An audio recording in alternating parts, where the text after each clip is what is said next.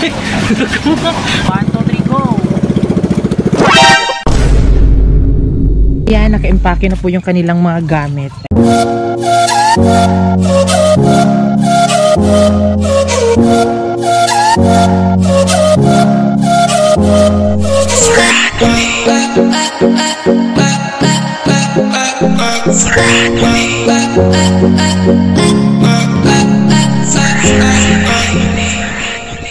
Hi mga kalab, ako po pala si Ulysses, ang bayot ni Kiat pero dili igat. Ako din, Francis, ang gwapo pero di uso. And we are the Friendly Love Team. At kung bago ka pa lang sa aming channel, don't forget to subscribe. So ngayon is pupunta kami ng Butuan City. Yes. Kasama si Mama at si Yunilin. So si Francis is pupunta siya ng bahay, kaso doon na siya maghihintay. Dahil kukuha kami ng requirements ni Yunilin at ni Mama para doon sa Manila para makapunta sila dahil nga sa singing contest ni Yunilin. So pupunta tayo ngayon doon. Then pagkatapos ay ihahati din natin si Yunilin pag galing namin sa Butuan kapag nakuha na namin yung mga requirements ni Yunilin. Rapid test na lang kasi yung kulang at yung ticket nila Yunilin na ipapaprint namin. So ngayon pupunta na tayo doon sa bahay para makapunta na kami sa Butuan City para magpapa-rapid test. Yes, tara na. Just keep on watching.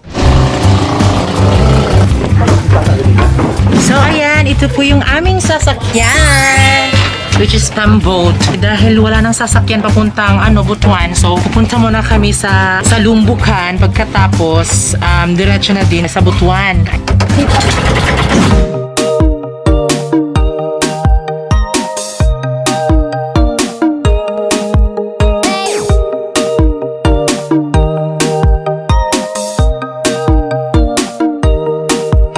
Nakarating na kami sa Lumbukan. Ayan. Maglalakad daw muna kami palabas daw para makasakay ng Parabutuan. So ayan, it's lakad time! Tada! So ngayon, isasakay kami ng bisikleta. Ayan, makakasakay ako ulit dahil nakasakay ako ng bisikleta sa Carmen, Agusan del Norte kasi may bisikleta doon. At ewan ko kung kasya kami dito. Sakay kuya. So ayan, nakasakay na ako sa bisikleta. Ayan, sa bike kung sa Bisaya pa makalab. Then syempre sila Mama is nauna na sila. Ayan, so hindi kami kasya sa isang bike lang. So ayan sila Mama.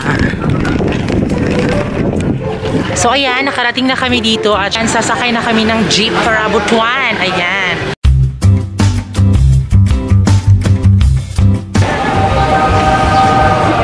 So ayan, nandito na kami sa Butuan at sila Mama lang yung papasok dahil hindi ako pwede. So ayan, vlog talaga namin to para naman kapag na nagpa-rapid test talaga sila Yunilin para walang issue. Kaya bago sila pupunta doon sa Maynila.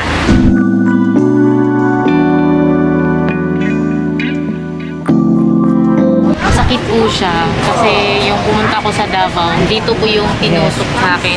Tapos ngayon, dito na po. Dito pala mga kalab, no?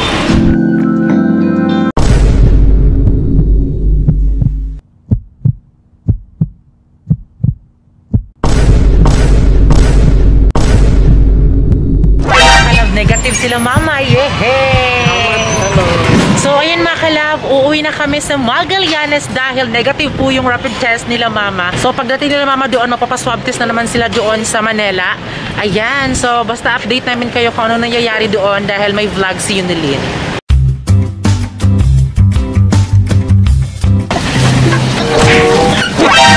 Oh no! Nasira niya mga kalab. So ayan, nandito na kami sa Magallanes, Agusan del Norte. At din syempre, isa din sa requirements yung papakita yung lugar namin dito sa VTR nila Yunilin. So isushoot natin si Yunilin ngayon. Go! Go! Oh! Padong diri ah! So ayun mga kalab, dahil tapos na tayo sa requirements ni Yunilin na pangka-VTR niya. So ngayon is magpapaprint na naman tayo sa ticket nila Yunilin at ni Mama. So pasok kayo dahil andito kami sa Melboy. Ayan, ito si Ate Madeline. Ayan, fresh from Magallanes. Hi, Tip!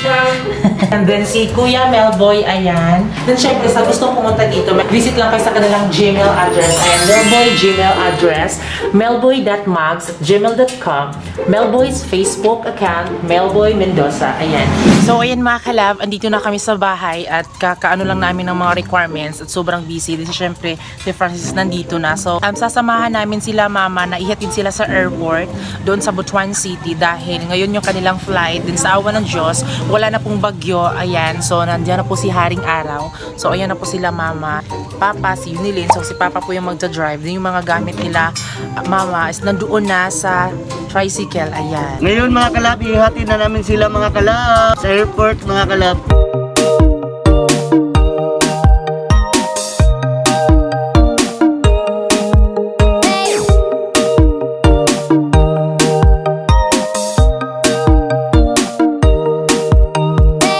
Inches later. So ayan mga kalab, sila Yunilin ay nandito na sa airport pero sabi kasi daw, hindi daw bawal daw picturean ay videohan yung dito sa airport. So ngayon is papauwi na kami, babalik na kami doon sa Magallanes. Papalabas na kami ng airport, hindi man lang natin sila nakita na papasok doon sa airport. Pero yun kasi yung rules dito sa Butuan City na airport na bawal daw mag-video. Ayun po yung airport mga kalab.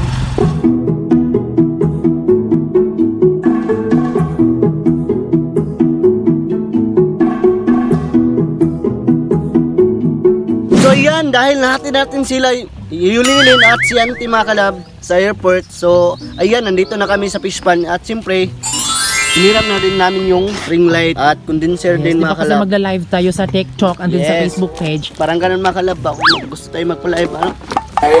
Uy! So yan, nandito na tayo sa bahay.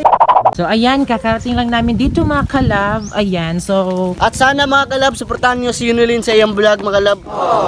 So ayan nga, dito na nga kami sa bahay namin. Ayan, so nakakamiss yung bahay talaga namin, 'di ba? Hindi kasi kami medyo dito natutulog dahil inasikaso namin si Yunilin, 'di ba? Para naman kasi support kami. Ganyan kasi kami magkakapamilya. Support sa lahat talaga ng gawain. Ayan. So ngayon dahil kakarating lang namin, so pupunta na naman kami sa Magallanes dahil bibili kami ng ulam namin ni Francis, 'di ba? Yes. Kasi wala.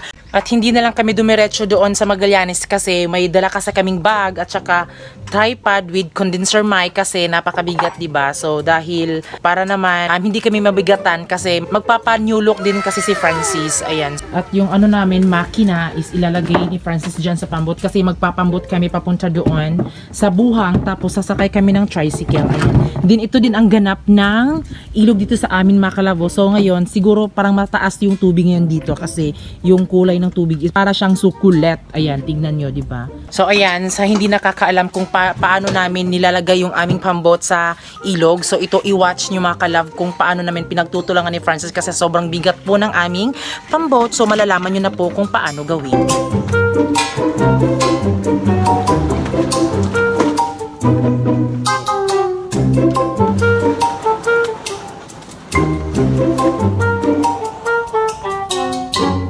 So yun po ang ginagawa namin para mailipat namin sa ibaba yung aming pambot. Napakabigat mga kalab pero carry lang. So ayan, sasakay na ako ng aming pambot. At siyempre ako din mga kalab, sasakay din. Akala nyo ako hindi sasakay ng pambot. So sino naman yung magdadrive sa aming pambot kung hindi ako sasakay? So ayan, nakasakay na kami ng pambot at medyo sinasagwan pa ni Francis para mabalance kami. Ayan, so papaandarin na ni Francis yung makina. Ayan, let's go! So, ang mahirap kasi dito, kapag mataas yung tubig, nababangga kami sa ano, parang ganito makalaw sa nipa. Oh, di ba? Naano na namin yung mga nipa makalap kagaya nito, oh. Tingnan nyo, sobrang mababaw nila makalap, so kailangan mo talaga yung oh. Dito ba yung makalap? Oh. Ayan, ayun pa. Oh, ayan, kailangan mo talaga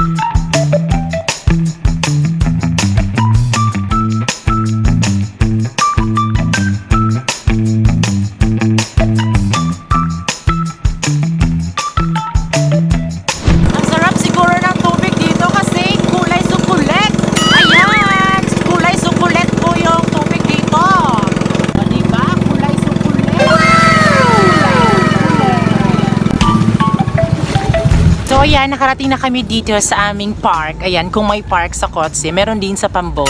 So kakarating na namin, so dito lang namin ipapark yung aming Pambot dahil pupunta kami doon sa pagbibilhan ng aming ulam and then magpapa-new look si Francis. Ayan, so andito na kami. Tada! O diba? May park dito mga kalove. O yan, sinasagwa na ni Francis dahil ipapark niya yung aming Pambot, diba? Social. Ang syala ng taga-fishpan may papark. Diba? Ayan, itatali mo na ni Francis yung lubid. Siyempre, dito rin natin nalagay yung lubid mga kalab. Yes, para hindi mawala yung ating Pambot, diba? Kailangang itali. Para yan sa magjowa, kailangan mong itali para hindi mapunta sa iba.